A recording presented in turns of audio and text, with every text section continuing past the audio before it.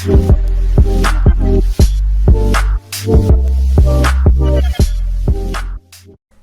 guys, welcome back. Today we're going to be doing another episode of Airsoft Tech Talk Q&A. No time wasting at all, we're going to jump straight into your all's most interesting and popular questions. Luca asks, I see a lot of people drilling holes in their gearbox to shim better. Can you talk about the downsides to doing this? Well, the upside is obviously better shimming, and also any tips for version 3 half shell shimming? Really, there's not much a downside to drilling holes in your gearbox shell to visualize the gears so that it makes shimming easier for you. I mean, you could drill through right where the anti-reversal latch is supposed to sit, or you could put a hole in the wall of the gearbox shell where the anti-reversal latch spring pushes up against to allow it to contact and put pressure on the bevel gear. That would be bad. But other than that, there's really not much downside to drilling some holes on the gearbox shell so that you can visualize the gears as you shim them. However, I think that you really don't need to drill any holes except maybe one.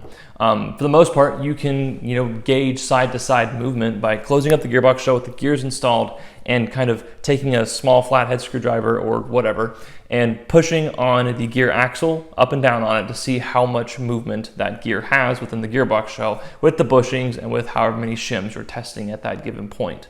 The only hole that I put in the gearbox shell to assist in shimming is to gauge bevel side-to-side movement with the motor installed and the correct motor height set. That's all I do, and that's all I've ever had to do. I don't typically have to drill holes in the gearbox shell to visualize anything else. I go by sight everywhere else because you can kind of see through the bottom where the motor goes in. You can kind of see right there, and that gives you a good spur to sector gear height, and then turn the gearbox this way and look where the trigger is, and you can kind of see through the hole in the version 2 gearbox shell. Spur to bevel teeth contact and make sure your spur gear is not running up against the anti-reversal latches on your bevel gear. That's on a version 2. On a version 3, it's fairly easy to visualize in a similar method. So yeah, there's no real downside to drilling a bunch of holes. If you want to, if it makes you feel better, go for it. My whole thing is I've never really had to, besides just that one, to visualize bevel gear side-to-side movement. In regards to tips for shimming a version 3 gearbox shell, using the half shell method, I only use the half shell method to set the motor height. Only the motor height, not to set bevel gear shimming height or whatever you want to call it. Only use the half shell method to set the motor height, and that is it. And then once you have set the appropriate motor height, then you can close up the gearbox shell, attach the motor cage if you're working on version 3 like you said, and test side-to-side movement that way. If you don't have that little hole on your gearbox shell to visualize the bevel gear, go ahead and put yourself one there using a Dremel or a screwdriver or an electric drill, whatever you have, to just put a hole there so you can actually test side-to-side movement with a flathead. Go check out my shimming video if you haven't already. It kind of covers this topic. Benjamin asks, what is the easiest platform to upgrade, modify? What about just repairing? Also, please rank some popular platforms on upgradeability. I know I'll probably get pushback in the comments for this answer, but I really like Crytac for the criteria that you just laid out.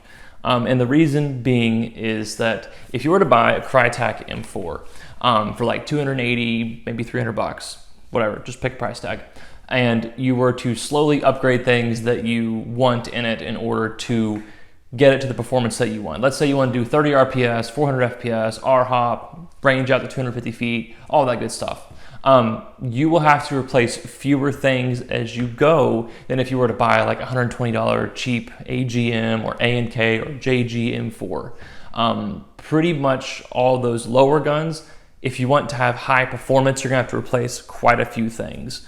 If you're going with a more expensive gun like a Crytac, you're going to get nicer externals, first of all. Second of all, you're going to get better quality of work with the airsoft gun that you've bought straight from the factory. It's going to perform better, and the work is going to be better on it.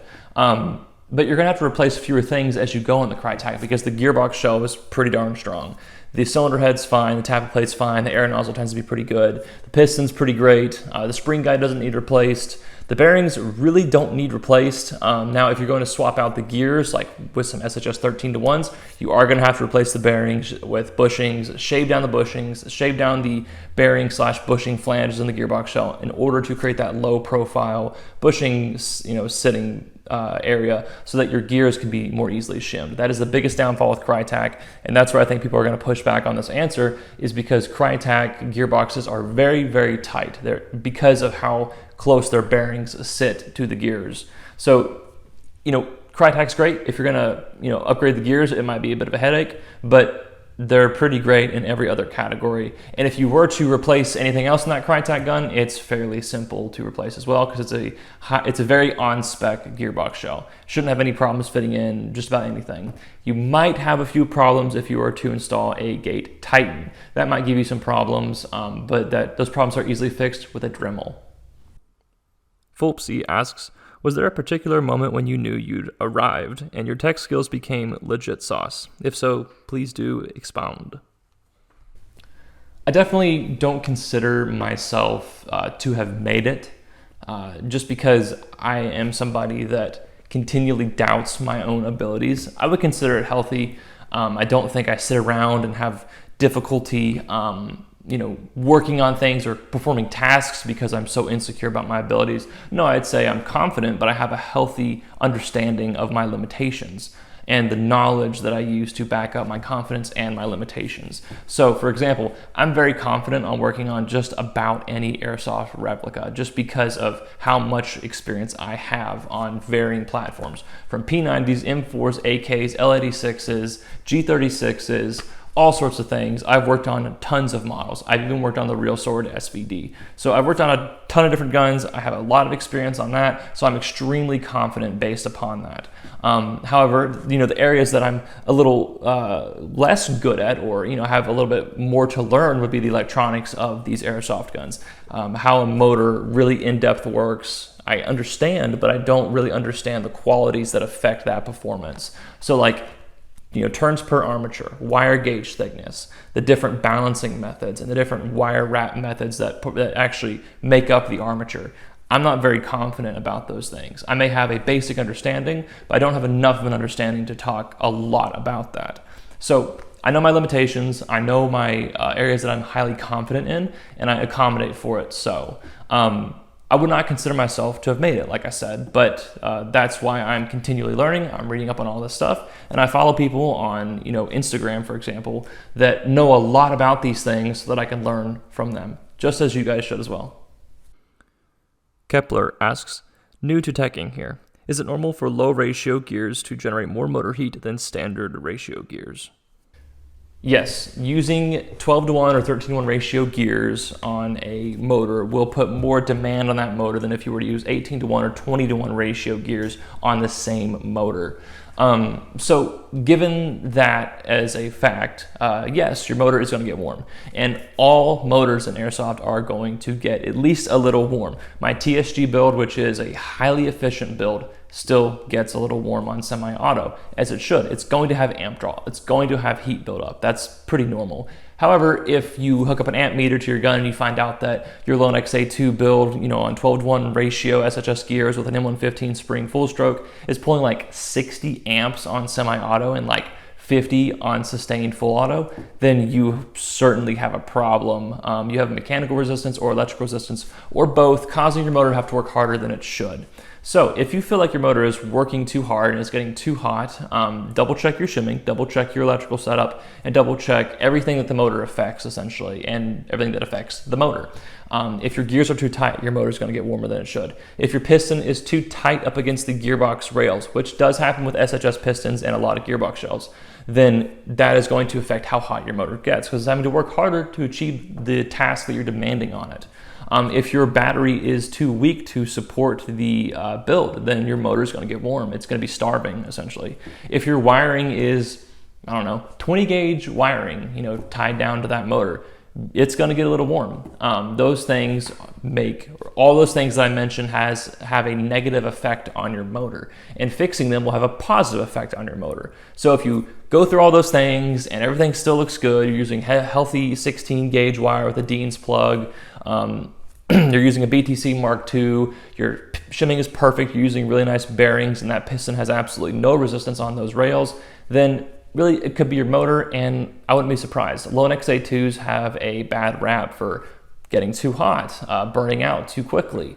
The pinion gears are fairly weak. on those motors. So you'll see me not using Lone XA2s anymore because I don't have a favorable opinion of them. They used to be the gold standard motor, but not anymore. Kind of went on a rant there, but double check all the things that I told you, and that might fix your problem. And if it doesn't, it's probably your motor. All right, guys, that's going to do it for this video. Thank you very much for watching. If I didn't get around to your question, I apologize. I try to pick the most interesting and the most upvoted questions to answer. I really only have time to answer maybe 4 or 5. But if your question was highly upvoted and was pretty interesting, and I still didn't get around to it this time, it's probably because I don't have enough knowledge and or experience combined to answer that question effectively. I believe there was a question on brushless motors. At this point in time, I don't have enough experience with brushless motors to answer those kind of questions. I'm working on getting a hold of one. They're either A, super expensive, or B, out of stock everywhere. So I'm just not willing to put down $200 on a brushless motor to play around with when that's a lot of money and I don't really want to spend it on just a motor. So that's why I didn't get around to that question. But like I said, thank you very much for watching. If you disagree with any of my answers, please comment down below, tell me your disagreements, and we'll talk about it in the comments. But as always, please like this video. It definitely helps me out a lot. Comment down below, like I just said, and subscribe to my YouTube channel for more Airsoft tech themed content. But that's all the time I have today for this video. I'll see you guys in the next video of whatever the heck I'm doing. But until then, stay tuned, techs.